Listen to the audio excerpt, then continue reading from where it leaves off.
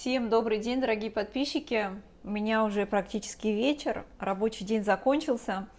И сегодня я по горячим следам очень хотела записать этот ролик.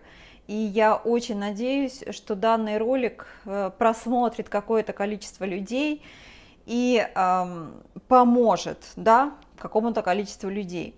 Дело в том, что сегодня у меня был новый пациент после операции. Ну, в общем, в принципе, не важно, какая операция, да, потому что проблема, о которой я буду говорить, она встречается довольно часто, но вот именно мой пациент, которого я видела, у него был перелом надколенника. И вы знаете, в который раз я убедилась, что насколько человек, пациент после операции боится себе навредить. Вот этот страх, самый большой страх после операции, я, наверное, ролик так и назову, самый большой страх после операции, который мы видим, это страх навредить себе, сделав что-то не так. Причем во всех случаях, я не побоюсь сказать, да, в большинстве, по крайней мере, случаях, в тех случаях, которые я видела, вот этот страх себе не навредить, он приносит только какие-то негативные моменты. То есть, как правило, человек слишком пытается себя защитить, слишком боится себе не навредить, и тем самым делает себе только хуже. Вот приведу пример, давайте приведу пример на пациенте, которого я сегодня видела, но, возможно, в лице этого пациента вы узнаете себя сегодняшнего, да, сегодняшнюю, либо там себя, если была у вас травма какое-то количество времени назад. Так вот, прихожу я сегодня к пациенту, перелом надколенника, вижу его в первый раз. И понимаете, вот человек боится всего, всего. Я говорю ей, да, это была женщина, говорю, вот давайте начинать делать упражнения. Значит, врач разрешил вам уже сгибать колено на 30 градусов. А она, понимаете, вот она сидит, такое ощущение, что она вот молится на свое колено. Она говорит, а точно я себе ничего не сделаю, а вот у меня болит, а вот посмотрите, у меня отекшая нога, а может быть мы еще чуть-чуть подождем. Я говорю, слушайте, ну вы же прекрасно знаете, да, что вам можно это делать, вы видите меня, да, я перед вами, я реабилитолог, не зря же я училась, да, не зря же я работаю, и я вам говорю, что давайте начинать реабилитацию, и вы мне говорите, что давайте подождем. Говорю, нет, говорю, вы себе ничем не навредите. Начали мы с ней делать упражнения, да, вот я и даю самые начальные наши упражнения на стимулирование всех основных мышечных групп нашей ноги, плюс первое упражнение на сгибание колена. Вот мы делаем упражнение, и она открывает для себя, что оказывается какие-то мышечные группы в ее ноге почему-то не работают. И это оказывается таким сюрпризом для человека, что вот мы пытаемся сделать упражнение на активацию прямой мышцы бедра, да, внутреннего волокна, делаем упражнение, которое, да, как вы помните, вот это давим коленом вниз, носки на себя. Я говорю, пытайтесь сократить внутреннее волокно. Она говорит, у меня там нет никакого внутреннего волокна, ничего не сокращается. Делаем на здоровой стороне, соответственно, все сокращается, все получается, да.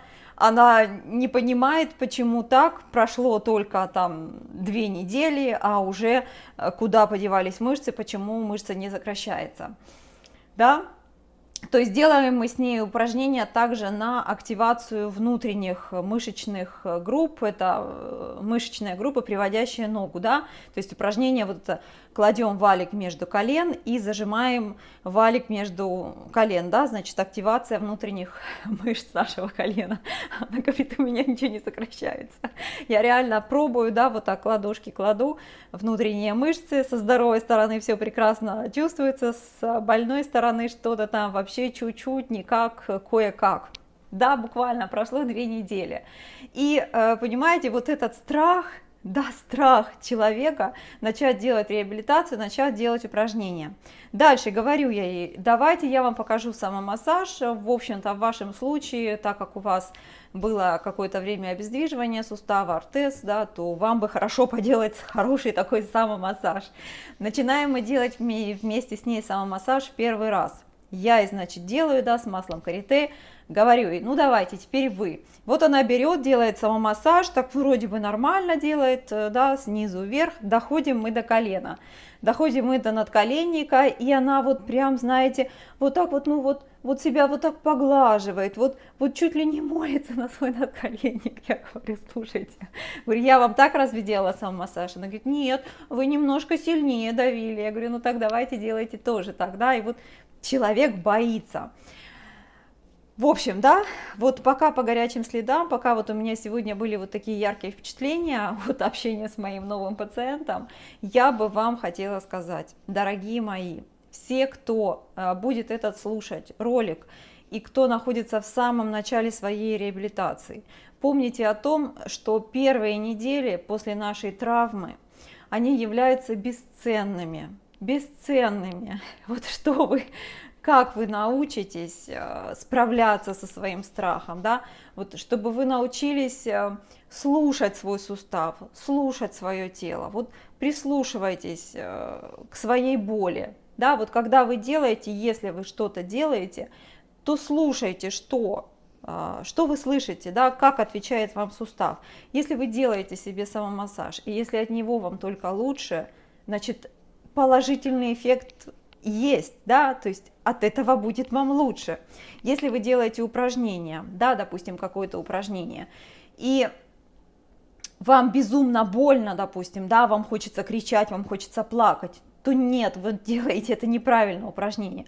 Но если вы делаете упражнение, и боль небольшая, боль минимальная, да, там, как я учу, по шкале 5 из 10, первые признаки боли на лице, то это нормально, да, прислушивайтесь, как вы делаете.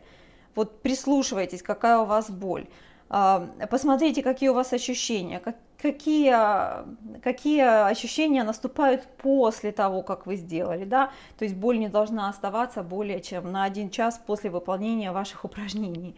Вот этому ко всему попытайтесь прислушиваться и поменьше страха, поменьше бойтесь что-то сделать не так.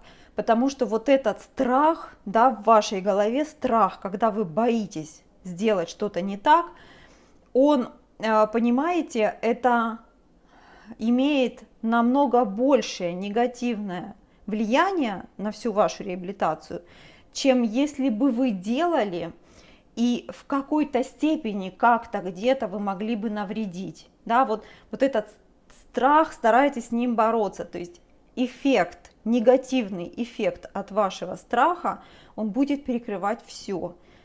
Поэтому, может, такое немножко сумбурное видео, да, у меня иногда такие получаются видео, когда я делаю на эмоциях, но, да, поменьше страха, побольше уверенности, прислушивайтесь к вашему суставу, смотрите на эффект, который будет получаться от вашей реабилитации, и восстанавливайтесь, да, не бойтесь.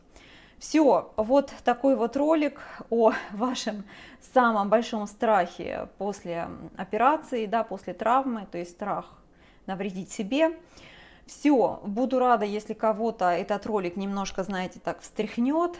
Все, прощаюсь с вами. Делитесь, как всегда, вашим опытом в комментариях под данным роликом. Всем пока-пока, до следующих роликов.